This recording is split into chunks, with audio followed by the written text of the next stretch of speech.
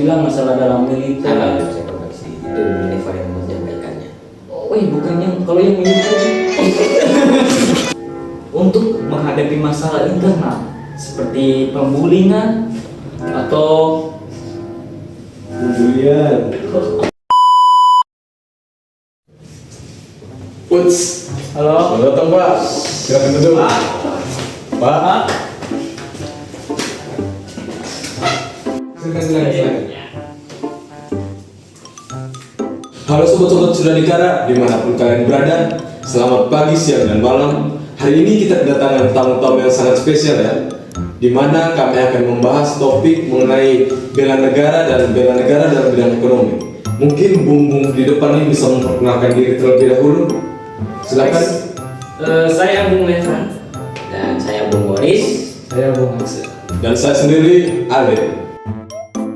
Jadi agenda kita hari ini adalah membahas topik yang tadi sudah saya sebutkan, di mana saya punya 3 pertanyaan untuk 3 bung di depan ini. Pertanyaan pertama saya, apa itu bela negara? Yang kedua, apa itu bela negara dalam bidang ekonomi? Dan yang terakhir, mengapa kita harus melakukan bela negara? Jadi, bung mana yang ingin menjawab duluan? Jadi itu biar saja saya yang menjawab untuk pertanyaan pertama. Silahkan bung. Jadi apa itu bela negara? Nah, bela negara ini adalah sikap, tekad, atau perilaku warga negara yang dijiwai oleh kecintaannya kepada Negara Kesatuan Republik Indonesia yang didasari oleh Pancasila dan Undang-Undang Dasar tahun 1945. Nah, D ini tujuannya hanya satu, yaitu adalah menjamin kelangsungan kehidupan bangsa atau negara.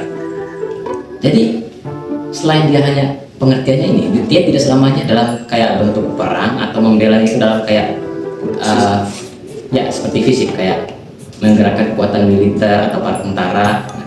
Jadi nggak selamanya seperti itu. Dia juga bisa berbentuk non fisik seperti pendidikan Anda, profesi Anda, dan juga nilai-nilai kebangsaan. Nah, seperti itu.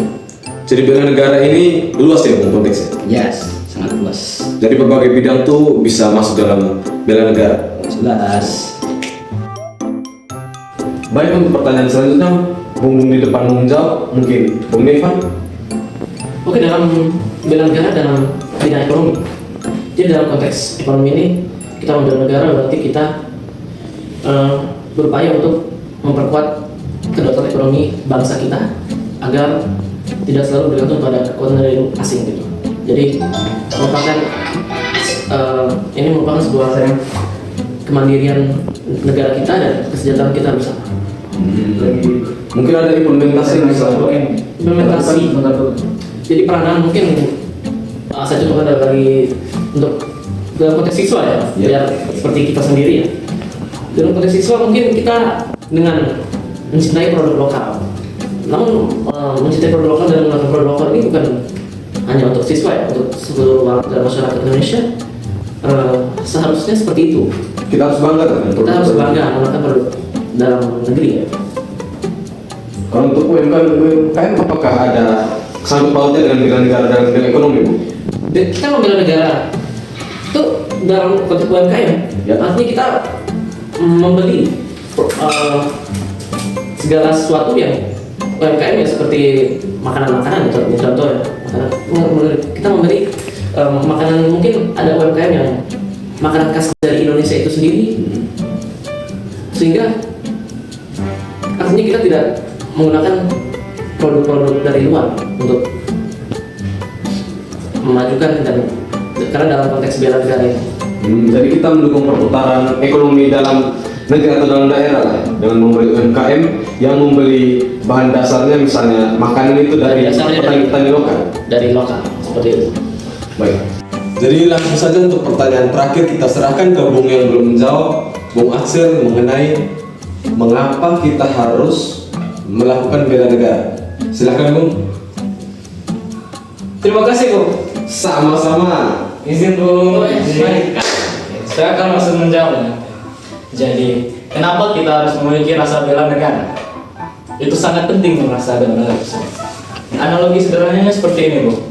Dalam suatu kapal Bu, terdapat berbagai jenis tugas lah yang dijalankan. Ada nakoda atau kapten kapal, ada pelayan atau ada juga koki serta ada penumpang.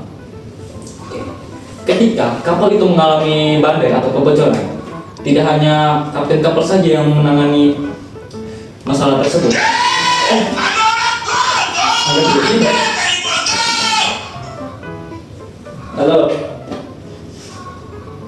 Injek dana 100 miliar. Yang dari dana bos. Kita ambil. Taruh di sana. Oke. Silakan lanjut. Sampai di mana tadi, Bang? Tadi sampai di bagian penumpang. Jadi yang tadi kan tentang masalah pada kapal. Jadi itu yang membenahi masalah dalam kapal tuh bukan hanya kapten kapal saja atau teknisi mesin, tapi ya yang ikut terlibat dalam kapal tersebut, yang ikut jalan lah, walaupun penumpang juga terlibat. Jadi analogi tersebut kita dapat gunakan di negara.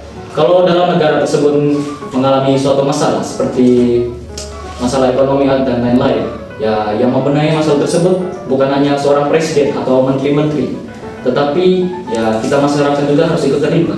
Seperti masalah tentang bagaimana cara kita untuk menaikkan kualitas ekonomi kita dengan yang Bung Nevan bilang, yaitu membeli produk UMKM. Jadi rasa bela negara juga sangat penting ya dalam menghadapi masalah dari luar, seperti yang Bung Morris bilang, dalam menghadapi masalah yang seperti masalah militer atau masalah politik.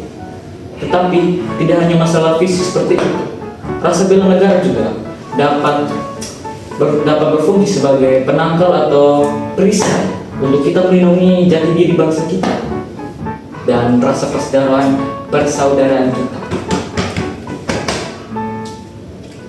Ya, sekian dari interview atau podcast kita hari ini. Terima kasih untuk yang sudah menonton. Semoga ini bermanfaat untuk kalian semua. Wahai sobat-sobat Suradikara yang di luar sana, tepuk tangan dulu.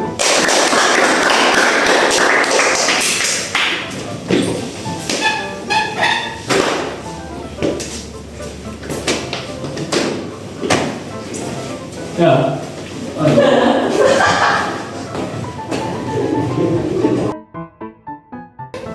Oke, rasa bela negara juga sangat penting supaya kita dapat melawan masalah dari luar. Ya, masalah dari luar tuh seperti tidak hanya masalah yang tadi Bung Morris bilang, masalah dalam militer. Saya koreksi, itu Bung Neva yang menyampaikannya. Oh, bukan yang kalau yang militer.